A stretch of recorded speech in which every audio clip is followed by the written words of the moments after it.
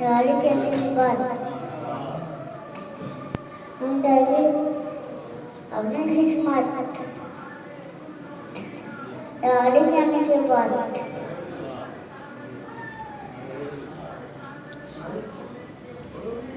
के कला सूर्य के चलते कोरोना से शिवचार गाड़ी जाने के बाद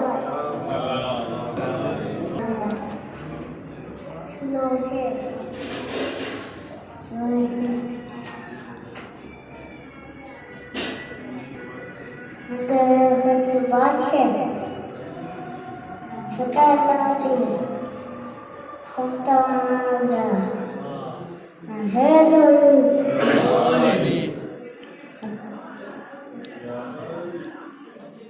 करीब हो गए अल्लाह से हुसैन, सजदों में याद आता है, सजदों में याद आता है, मौला सजदों में याद आता है, सजदा हुसैन का सजदों में याद आता है, सजदा हुसैन का।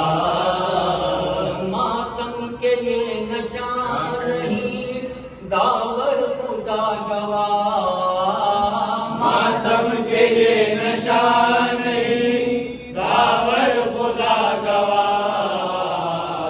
सीने पे अपने नाम है, सीने पे अपने नाम है, लिखा हुसैन का। चलिए मदीना बढ़ता है, सदका हुसैन का।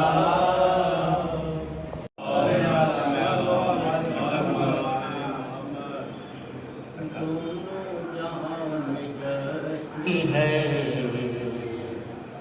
मौला हुसैन का, दोनों जहां में जश्न है, मौला हुसैन का, दोनों जहां में जश्न है, मौला हुसैन का। मदीना बढ़ता है, चलिए मदीना बढ़ता है, सदका हुसैन का। फिक्र को बालों पर मिले मौला हुसैन से, फिक्र को बालों पर मिले मौला हुसैन से, हाजत रवाई करता है, हाजत रवाई करता है, हाजत रवाई करता है, झूला हुसैन का। चलिए मदीना बढ़ता है, सदका हुसैन का। फिक्र को बालों पर मिले मौला हुसैन से, हाजत रवाई करता है, हाजत रवाई करता है, झूला हुसैन का। असगर का हूँ जमीन पर गिरने नहीं दिया, असगर का हूँ जमीन पर गिरने नहीं दिया। ऐसा भुला न पाएगी, ऐसा भुला न पाएगी दुनिया हुसैन का। क्यों दर बदर भटकता है जन्नत के वास्ते, क्यों दर बदर भटकता है जन्नत के वास्ते, जन्नत को लेके जाता है, जन्नत को लेके जाता है, रास्ता हुसैन का। चलिए मदीना बढ़ता है, सदका हुसैन का। चलिए मदीना बढ़ता है, सदका हुसैन का। इतने करीब हो गए अल्लाह से हुसैन,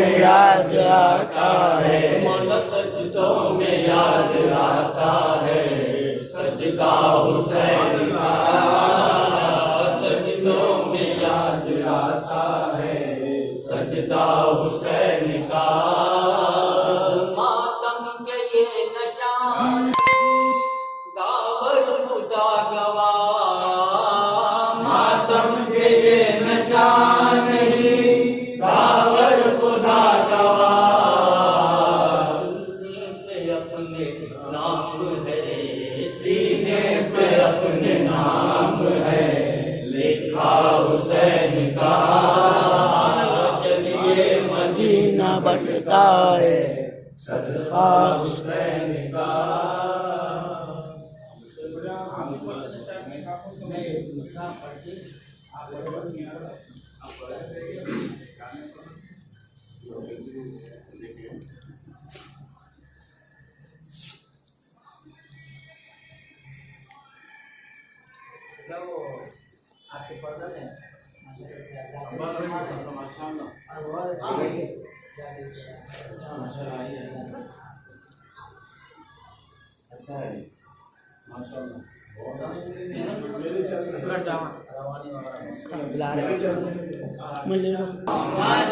امامات نام نامی تیرا عمران ابو طالب ہے، نام نامی تیرا عمران ابو طالب ہے، اسے ہی دین کی پہچان ابو طالب ہے، جس کی گودی میں پلی ہے یہ شریعت ساری، جس کی گودی میں پلی ہے یہ شریعت ساری، اس گھرانے کا نگہبان ابو طالب ہے، سبحان اللہ، کیا گانا نگہبان ابو طالب ہے۔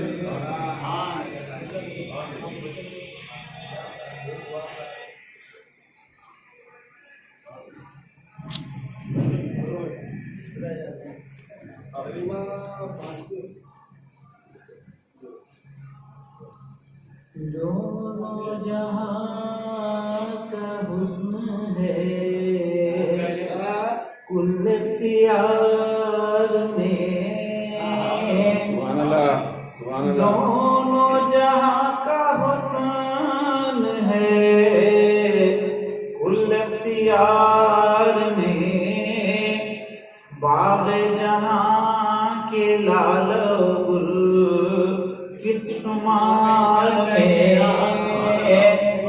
باغ جہاں کے لال گل کس شمار میں، خیرات بٹ رہی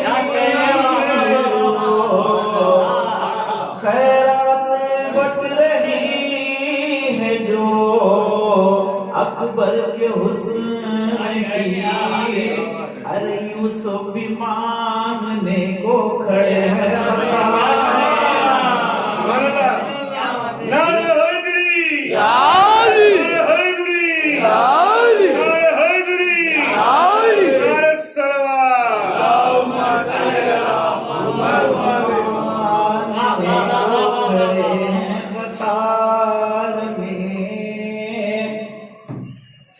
ہمارے حال پر نظر کرم سرکار فرمائے، ہمارے حال پر نظر کرم سرکار فرمائے، کہیں ایسا نہ ہو دل میں تمنا لے کے مر جائے، اسی امید پر تھامے ہوئے ہیں آس کی ڈوری، بخی تعمیر ہو اور اس کے ہم مزدور کہلائیں، بخی تعمیر ہو اور اس کے ہم مزدور کہلائیں۔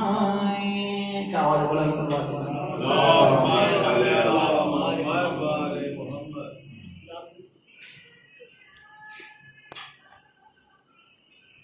نظم کو ماشاءاللہ بزرگان نے پیش کیا.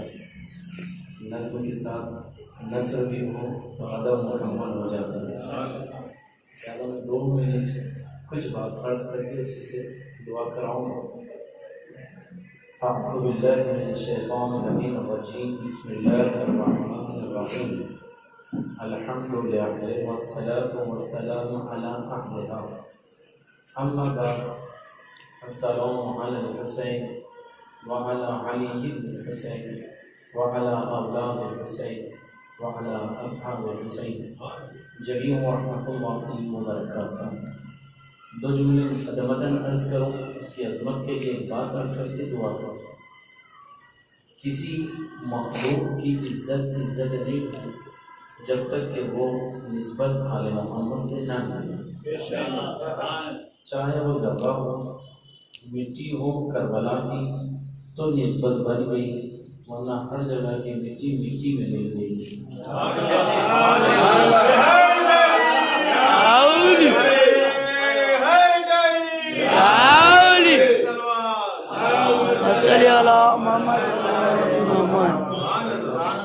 پتھر نے بھی اگر پتھر نے بھی ولایت کو قبول کیا تو مومنین کے ہاتھ میں رہا. اگر انکار کیا تو ہر حاجی پر واجب ہے کہ پتھر سے پتھر بس. تو نسبت اہتمام کا سبب بنتی ہے. اسی طریقے سے ہر زاویے سے اینگل سے نسبتوں کا احترام بڑھتا ہے. مادے میٹیریل پر توجہ نہیں ہوتی ہے. تو یہ سعادت مندی نسبت کی وجہ سے ہے. خود ذاتی کوئی شخصیت کی اہمیت نہیں ہے. ذاکر ہو، عالم ہو، طالب علم ہو، متعلم ہو، مرثیہ خواں ہو، شاعر ہو، نوحہ خوان ہو، یا کہ کوئی اور خدمت گزار ہو، اس کا احترام اس کی بنیاد پر نہیں ہے جس ذکر سے منسوب ہے اس کا احترام نہیں. لہذا میں پہلے ہی شکر گزار ہوں کہ تمام برادر ایمانی کا ہمت افزائی کے لیے انہوں نے یہاں طلب کیا. ایک عرض کر دوں بات کو، اگر آپ لوگ اس کو سمجھیں تو زیادہ مناسب ہے. فوج کا لباس فوجی کے لباس پہ تو ہوتا ہے، لیکن یہ لباس فوج کا لباس وطن والوں کی ہمت بڑھاتا ہے. لیکن وہ ہمت بڑھائے نہ بڑھائے، اغیار کو ڈرانے کے لیے کافی ہے. تو میں اس نقطۂ نظر سے اتنا ضرور کہوں گا، جو لباس میں نے زیب تن کیا تشیع کے علم کا، شاید اپنے قوم والوں کے لیے زیادہ مفید ثابت ہو یا نہ ہو، حتیٰ کہ اور مثال کو بدل کر دو تو شاید اور زیادہ مناسب ہو. کھیت جب تیار ہوتے ہیں، فصل تیار ہوتی ہے، تو وہاں انسان سے زیادہ ایک لباس لگا دیا جاتا ہے اور اس پر کچھ نشان بنا دیے جاتے ہیں، تو وہ ہوا سے خود کرتا ہلتا ہے. تو پرندے فصل برباد نہیں کرتے. تو لباس کا احترام اتنا بڑھ جاتا ہے کہ خطرات کو دور کرنے کے لیے لباس کو لگا دیا جاتا ہے. تو یہ لباس کی عظمت ہے، نہ کہ کسی ذات کی عظمت. تو یہ لباس رسول ہے جس کی آپ اور میں آپ ہمت افزائی کر رہے ہیں. میں کوشش کر رہا ہوں کہ خدمت اہل بیت میں موفق ہوں.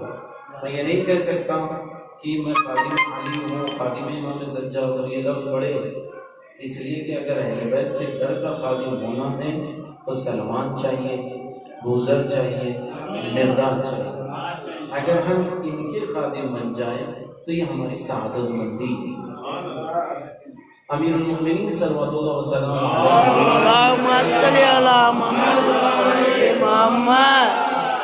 جو آپ کی محبت دیکھ رہا ہوں اسی سے ریلیٹڈ متعلق واقعہ کتاب جامع المسائل میں صفحہ نمبر 20 یا 25 کے درمیان موجود ہے، جس میں امام کے پاس ایک آدمی آگے کہتا ہے، یا علی انا احبک، میں آپ کو بہت چاہتا ہوں.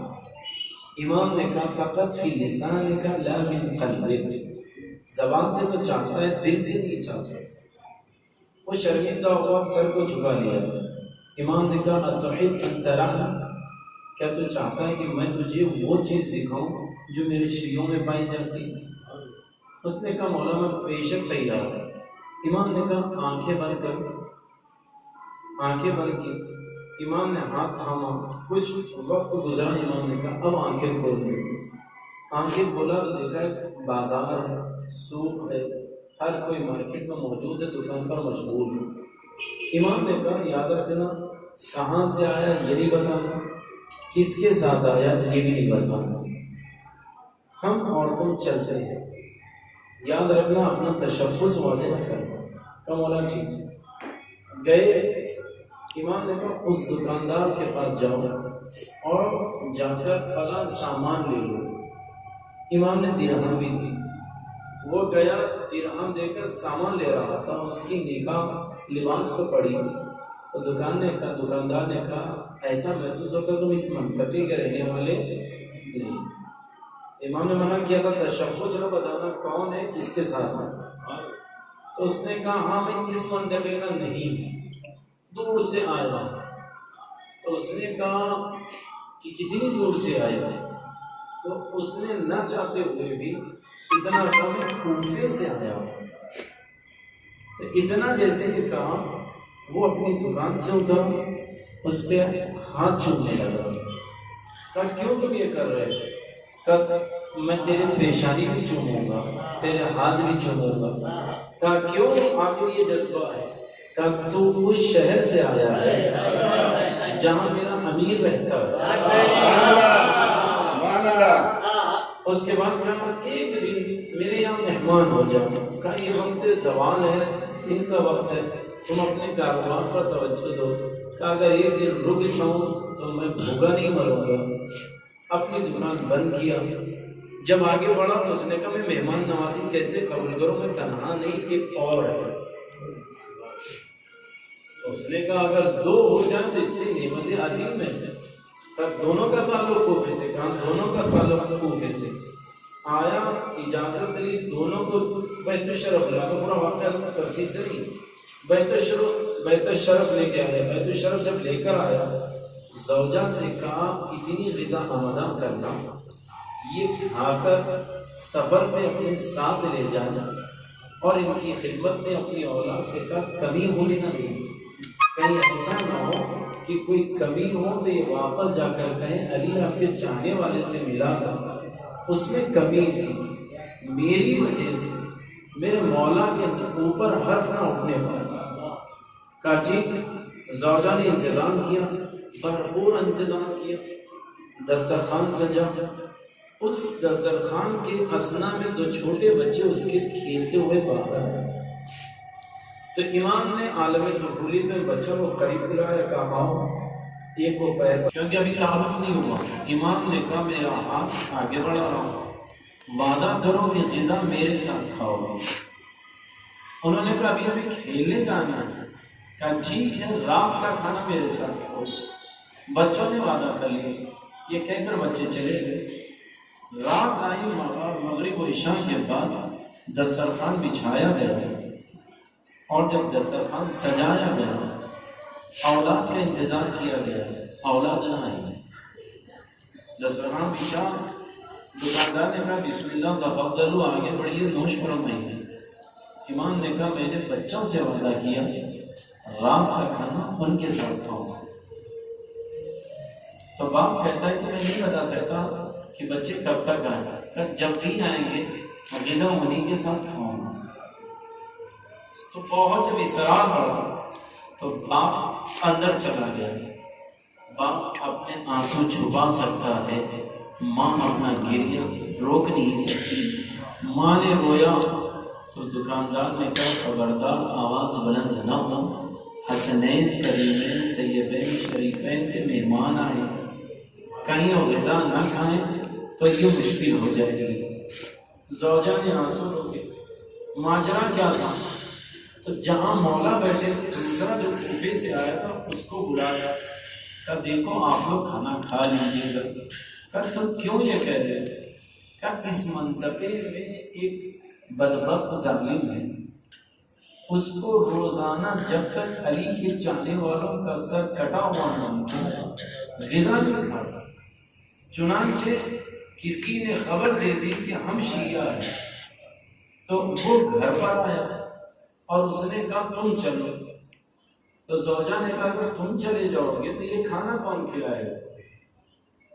تو میرے بچے خود آگے بڑھ کر کہنے لگے ہم چاہتے ہیں، ہم بھی تو علی کے ماننے والے ہیں، ہم علی کے چاہنے والے ہیں، ہم چاہتے ہیں۔ تو میرے دونوں بچوں نے آپس میں مسابقت کی، کہا بڑا کہا میں پہلے جاؤں گا، چھوٹے نے کہا پہلے میں جاؤں گا۔ ظالم نے دونوں کے گلے پر خنجر چلایا، سر لے کر گیا، بادشاہ نے واپس کیا، ہم نے مغرب سے پہلے انہیں غسل و کفن دے کر دفن کر دیا۔ یہ کوفے والا پیچھے ہوا واپس آ کر کہتا یا علی ماحول بڑا عجیب ہے، کیا بات ہے؟ کہ اس طریقے کا خدا کی قسم بچوں کو لے کر نقش قبر کیا، بچوں کو لایا، ایک چادر کو اڑایا اور ایک دعا کی، خدایا تیرے علی کے واسطے ان بچوں کو زندہ کر۔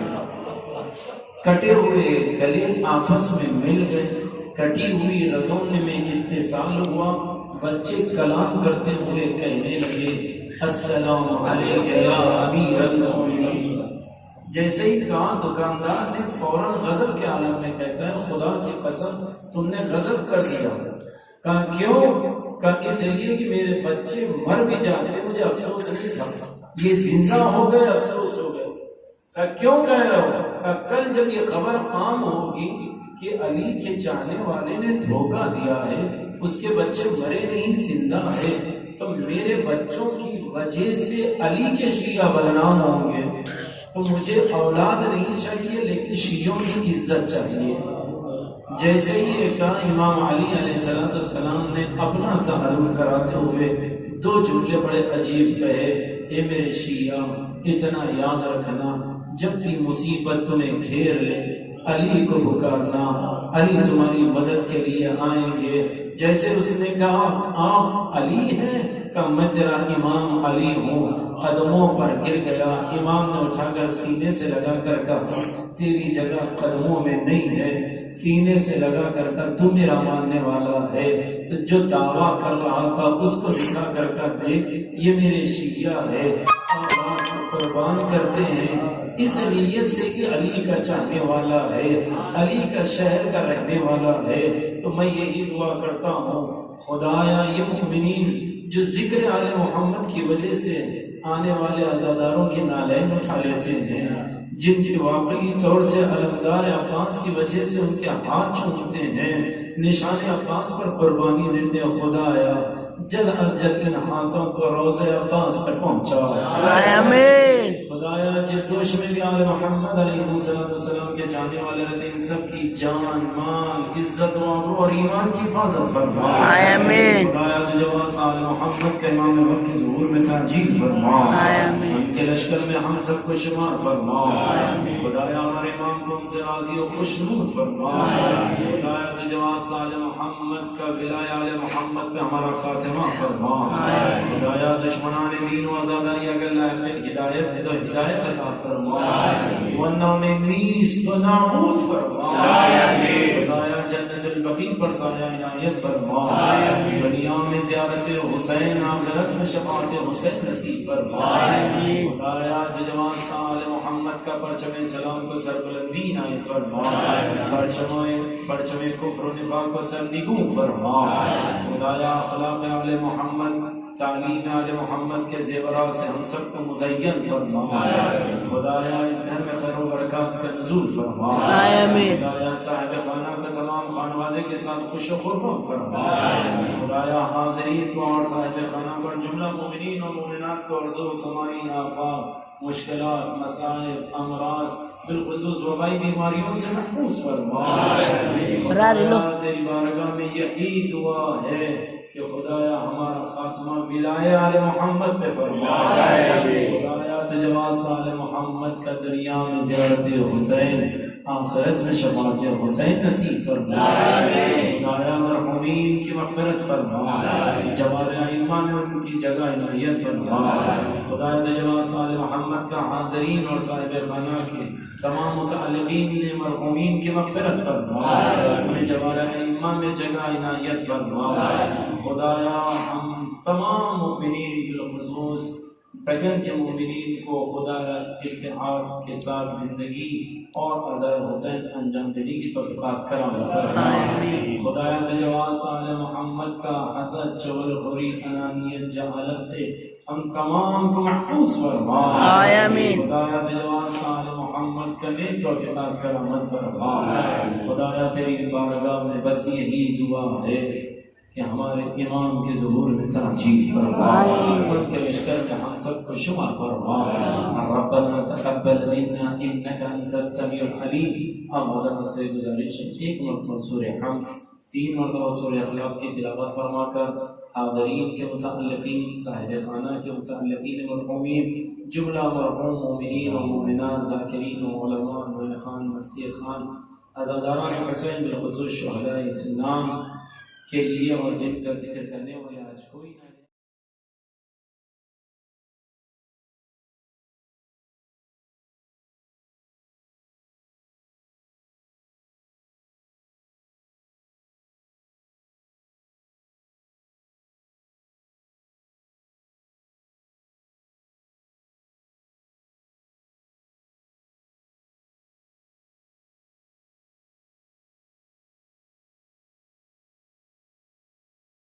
آگے بڑھ کے حصہ لیتے ہیں اور انہیں کی خواہش پہ آپ کو یہاں مدعو کیا گیا تو آپ انشاءاللہ کوشش فرمائیں گے جناب الیاس بھائی، مولانا شبیر دعوت اور لائی صاحب جناب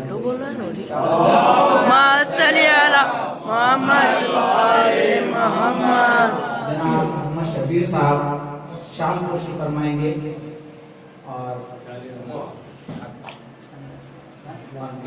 برادر ہم کے ساتھ خوشی فرمائیں گے۔ محمد